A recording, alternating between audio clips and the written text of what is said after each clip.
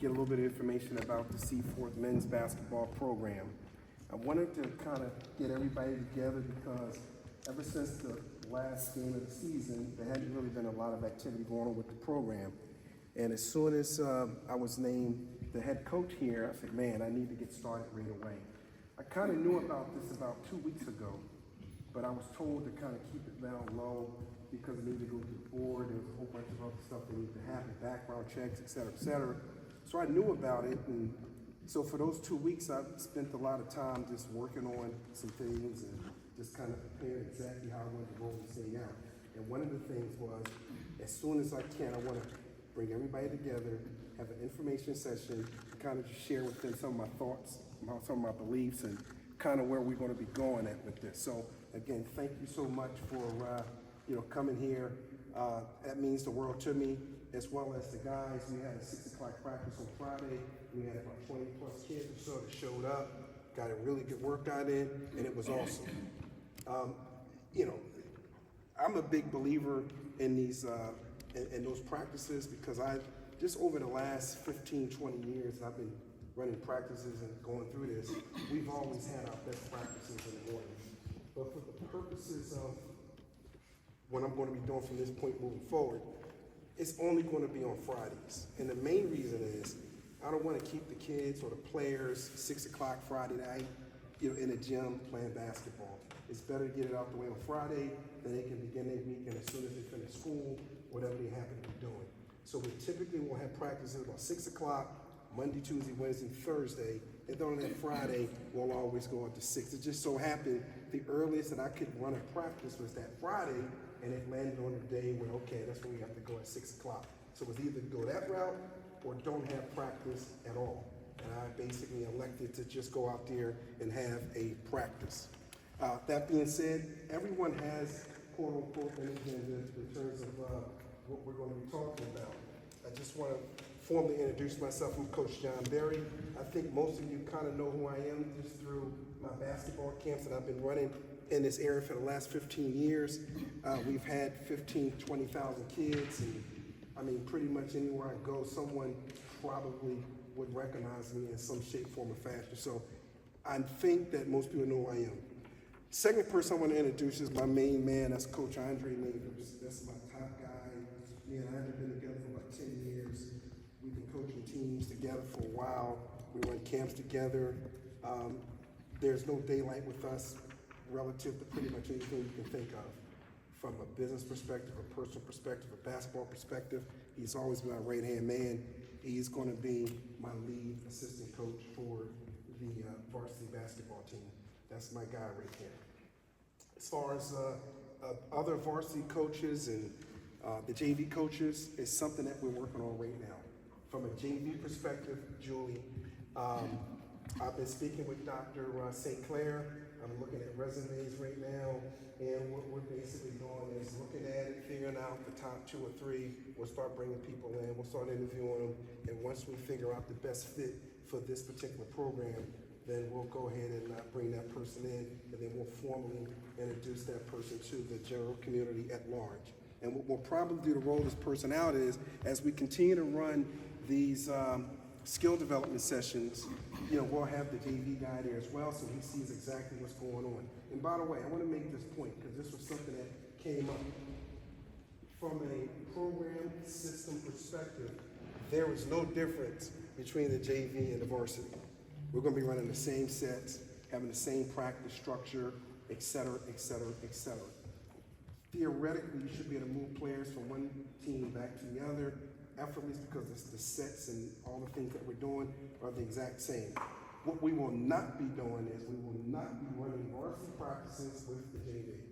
The varsity practices are going to be one thing, and then the JV practice will have another practice completely separate. I just like when you run practices and you have 12, 13, no more than 14 kids in the gym, and we can really focus in and lock down, and it's not as many kids that you have to manage, in the gym. So we're definitely going to have separate practices there. But relative to the coaches, yeah, we'll bring them in over the next month, the next 4 weeks, 6 weeks. You'll be hearing information as we get it. Administrators, you know Dr. St. Clair, that's my guy.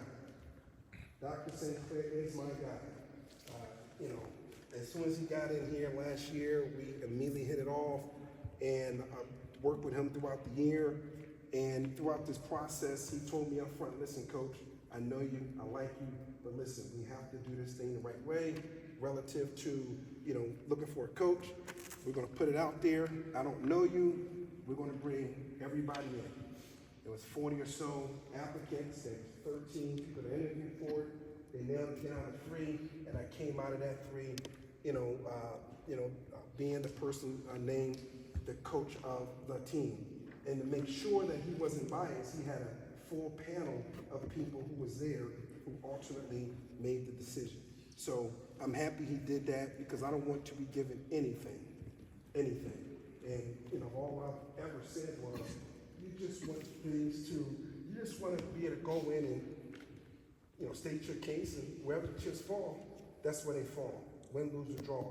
Because at the end of the day, the only thing that I care about are those guys, Declan, Noah, all those guys. That's what I care about. And whether I'm the coach or not, I'll still be there, period. That's been my mantra from day one, going back 15, 20, 30 years. It's about the kids. And even when last year happened and I was not, quote unquote, one of the coaches here, I still showed up, I still was supporting the guys, I was still talking to the guys on the phone, et cetera, et cetera, et cetera. Because that's what it's about to me. That's what I care about. And no matter what I say, no matter what I do, everyone has to know that deep down in my heart, I want the very best thing for the kids, period. So no matter how it comes out, no matter what I say, that's the truth. And Andre, he's the same exact way. All right, so Dr. St. Clair, I love that guy because he called a spade. He did things the right way, and ultimately it worked out. Then we have the athletic directors. We have Coach Amy, we have Coach Worley. Coach Amy is the current athletic director, and Coach Worley, I don't know if you guys met him yet, but he's been around. He's the incoming athletic director. So he's going to start either on the 1st of June or the 15th. I know right now it's the 15th, but he's trying to get it backdated back to the 1st of June. So you'll start hearing more about him as well. As far as the requirements, and this is something that's really, really important to me, requirements. You know, one of the things I like to say is, number one is character. Character, that's a real big thing to me. You know, just professional, no nonsense. I don't like clowns, you know, no goofing off. Just high level, you know, minded or high, what I call frequency individuals who's here for a common cause. Because if you don't have that mentality, it's going to be very, very difficult to have a group of young men play together and maximize their abilities on the court. So that's where it all starts. And when we was with the JV program, myself and Coach Andre, one of the main reasons why that happened was because we had very, very serious, professional-minded, no-nonsense players who were all bought into this team concept. That's where it starts. If we can get that done right there, I promise you, there's not a set, you know, there's not a defense and offense that we're not going to be successful with. Because the truth of the matter is, anybody can play any set, they can play any style of basketball, they can do that. If the players believe in it and they play together as a unit, they're going to be successful. So it starts with character first. And by the way, it's 3 things. The character's the first thing. And if you don't meet the first two, it's a disqualifying factor. So in other words, we have a trial. I see somebody laughing and goofing off. Done. Because those are the things, those are team killers. Those are team killers. And that's just something that just can't happen. So character. Second one is academic enthusiasm or academic excellence. Do your work, do your homework, go to class, don't goof off. Make sure the teacher isn't speaking to anybody talking about this guy's goofing off, he's unhanding his homework, he's not doing this. That's drama to me. So now I got a bunch of stuff to deal with in terms of trying to make sure the team is ready to go and get everybody ready and doing this and doing that, and I'm hearing about something that you goof at all, or you're not going to class, or your parents call me and tell me you did something. That's drama to me. That's unnecessary. And again, if you got these drama type issues, just go ahead and stay home. We'll get somebody else to take your spot. When you figure it all out, then we can go ahead and talk. You guys all like that, right? It's so simple. It's a real simple concept. So it's character, academic excellence. Then eventually, we get to the basketball part. We get to the basketball skill, the fundamentals, the basketball IQ. And then let's see how you get down and play in a scrimmage type setting. Whoever collectively are the best players in those three categories, characters, academic excellence, as well as basketball skill, that's going to be the 12 players that make up the team. 12 or 14. And one thing I'm going to tell you is this. I have no idea who's going to formulate that final roster. Have no idea. It doesn't matter if you play any years, 1 year, 2 years, 3 years. Doesn't matter. We are literally going to pick the top 12 players. Non-negotiable. I anticipate 60, 70 kids coming out, maybe 80. That's right. So, and the things that I'm telling you right now, I'm dead serious about it. If you go back to the last time I coached that JV team, I cut about 2 or 3 players that was on the team the year before. It will happen. So, do not take anything for granted. And, you know, one of the things that came up when I was talking to Dr. St. Clair was, Coach, you know everybody. How you gonna, rectify that? I said, Coach, I know everybody. I mean, out of the 80 people that would come out, I'm probably gonna know 30 or 40 of them. Only gonna keep 12. So I have to call it down the middle. Approach. I think the first thing that has to happen here is I have to, as a coach, this is where I have to do my job now. I have to establish consistency. As I mentioned before, since the season ended, there hasn't been a lot of things that have been going on. So there's nothing happening, right? There's no workouts, there's no weight training, there was no conditioning, no communication. So the first thing that I want to do is establish this consistency. I want you to know up front that, there are things going on all the time relative to the men's basketball program. There's going to be consistency of open gyms. There's going to be consistency of weight training. There's going to be consistency of conditioning. There's going to be consistency as far as text messages going out with positive messages, because half the battle is mental. If your mind is right, there's nothing you can't do. So number one, we're going to establish this consistency. There's never going to be a dull spot. In fact, if you go over to seaforthbasketball.com and just click that calendar link, you'll see the entire schedule all the way up until school starts on, I'm just assuming, September 1st. Probably starts August 30th, but let's just say September 1st. Everybody knows what's going on. The consistency is there. Number 2, structure. Everything that we do, it's not going to be this old, mom and pop, just unorganized, unprofessional. No. When we come here, everything we do is structured. Everything we do is professional. Everything we do is high level. When we run this session after we finish talking here, you'll see that that's also structured. That's also professional. It's just a mentality. It's a culture that we're trying to establish. So you'll see that as well. And then the last thing here is this. I need to bring people together. Bring people together. Create this positive culture. This positive culture where, man, you look forward to coming to practice. You can't wait to get to practice. You can't wait to put the work in so that when those games come, you can't wait to show what you got and go ahead and dominate. And everybody in the community is excited and proud and happy to be a part of the program. The culture. And it starts with that mentality. It starts with it starts with all those things that I just now talked about. And if we can consistently do these things over the next 2-3 months, and then we come into the school year September the 1st, and then we continue this thing after the first week, 2-3 times a week, getting these open gyms and getting the physical training in for those who can come in here. By the time that season starts, we're going to probably be a problem for some teams. And listen, just like I told Dr. St. Clair, I can't promise, we're gonna win, a bunch of games. I can't promise that. But I'll tell you this, there's not a stone that I'm not going to unturn to put us in the best position to succeed. There's not one. I'm going to turn it over, and we're going to do everything we can. We're going to practice. We're going to scout. We're going to drill.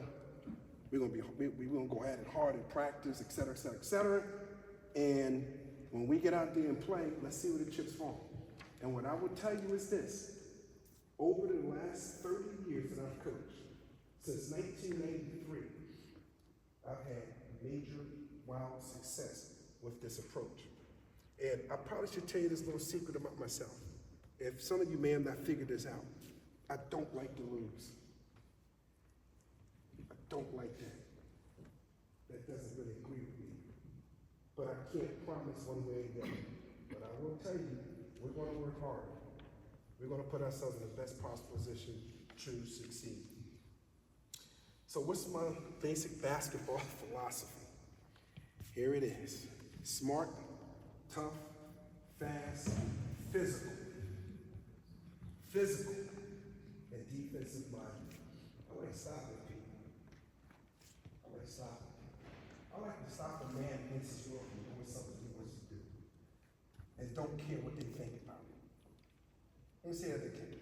Smart, tough, fast, physical. I like physical. I'm emphasizing physical. Can't be soft. You go out there and start playing Northwood, you go play Southeast Alabama, you play Cummings, you go out there soft and Charlotte. They're gonna run right through you. So we gotta be ready to go. And then defensive minded. I like stopping people. One of the challenges that I thought happened last year with the team, and again, I can say it now because I'm free to talk. Okay? We gave them too many points. It was uncivilized. That was just really bad for me. 70, 80 points a game. I wake up cold sweats at night thinking about that. The basic idea is 10, 12 points a quarter. 40 to 48 max. I gave it another 2 points because we had the varsity. But ideally, 30 to 40 points, definitely no more than 50. So if we can score 10 points a quarter, and maybe 11 in one of those quarters, we won 41 to 40. If it's a shootout, they score 48, we gotta score 49. So everything starts with defense. We will play defense. No defense, no play. We have to play defense, right? That's the first thing. Number two, break the press. A lot of times teams who want to press, they can't handle the press themselves. So we gotta break the press. And the third thing is the value possession of basketball. Notice those three things that I just gave you. Each one of them has tentacles or connections to defense. Number one, we got to stop people defensively. Number two, we can't turn it over if they press us because then they'll get runs on offense. And then if we turn the ball over, they get more runouts and they score. So we want to cut out the easiest path for someone to score on us. We stop them defensively, we break the press, and we don't turn the ball over. If we do those things, now, if we just have an average game on offense, maybe in some cases below average, we'll still win the game. That's the concept. You're going to a track meet, and they scoring 78 points. Now we got to score, 75, 85. That's bad business, Kurt. That's real bad business. That's just not going to work. All right? And workouts. We're almost here, guys. Workouts. Not mandatory, but we do encourage you to show up. If someone came and told me there's 60 to 70, potentially 80 kids are going to come out, and the coach doesn't know exactly who's going to be on the team because he's going to based on that three criteria: character, academic enthusiasm, and basketball skill. I would say to myself, this may be tricky. I better start doing whatever I got to do to put myself in the best position to be a part of that 12. So yeah, you can do anything you want to do. But at the end of the day, The more you get seen, potentially that could actually work in your favor. The less you're seen, at best is neutral for you, at best. So if you can make it, by all means. If you play another sport, that's great. In fact, we encourage you to play other sports. I'm not going to stop you from playing other sports, and I will not hold that against you. In fact, if anything, that's a plus for me, simply because you're active, you're doing something in the name of the school spirit. But if you aren't doing anything, come on out. Get that work in, figure out what the coach is talking about, make some adjustments, keep tweaking it, and boom. Maybe you can be a part of that 12 that we're going to keep. All right? Open gyms, they quasi-practices for me. They all start the same. We have dynamic stretching. You don't see it today. We have skill development. We have team sets. We have scrimmage. We have a little bit of conditioning / cool down. You can bring them in, talk with them, get a hands up, let it work, fellas. Once you all work, once you got it. Every single time. That's the open gym. Every single time. And that's predominantly what we'll be doing. Then we have the conditioning, and then we have the physical training. So we'll mix these things in from time to time. In fact, we got a boot camp that not just the current Seaforth students can go to, but also the rising Seaforth students can go to. 3 hours, physical training, basketball, as well as some weight training. Conditioning, basketball training, and weight training. Every single day for those 4 days. I definitely recommend being at that. Last thing before we open it up for questions. The Nerve Center, seaforthbasketball.com. There should never, ever be a time where anybody's confused about what we're doing. Because all you gotta do is go over to seaforthbasketball.com. And the biggest link on there that you need to know about is 2 of them for you. The first one is calendar. If you click calendar, it will tell you exactly what's going on. Even if you don't get those, even if you're not on that list, just click the link, calendar, and look at the calendar. Okay, something's going on. Okay, boom, we got it. The text messages are there just as a reminder, right? Just to let people know what's going on. But the truth of the matter is you can check it out anytime you feel like it, simply by going to seaforthbasketball.com. The second thing with that is, if you happen to not be on the list, I know we talked about that. If you're not on the list, we have a notification list. Who's got my text message? Put your hand up. If you don't currently get the text messages that we send out, typically the night before and sometimes a couple hours before the event actually happens itself, just go over to seaforthbasketball.com. On that first page, there's a form. Just put your name, your phone number, and your email address. And as soon as it hits that list, we'll take the number, we'll put it on the text list. And so now, anytime something comes up, you got it. Anytime that I want to communicate with your kid in some kind of way, you see exactly, what they're seeing. So you're totally up to speed with everything. So seaforthbasketball.com has the calendar, has the form where you get on a notification list. It has my direct contact information, so if you want to email me directly, you can do so. It has everything that you need to have in order to know what's going on with this program. Okay? And we have another link there that I haven't really made available yet, but basically there's another link called repository. And that link, like handbooks, and I can put any kind of file, any kind of document, I can put there, I can password protect it, and I can have people go there, pull it up if that's what I want them to do. Okay? So that's what's going on, guys. That's what's going on with the program as it stands today, right now. This is something that I've been talking with Dr. St. Clair about for the last 2 months, and I'm just rearing to go, just to get out there and make things happen. Because we can talk until the cows come home. But at the end of the day, it's all about that work. People congratulate me. Congratulations, Coach Barry. Yay! That's what they said. You know what I told them? Now I gotta do the hard work. Gotta get out there and prove it now. Period. That's all that matters to me. get the work done, get the job done, and when the job is done the right way, then I can sleep at night. But until then, no, I know what we're gonna have to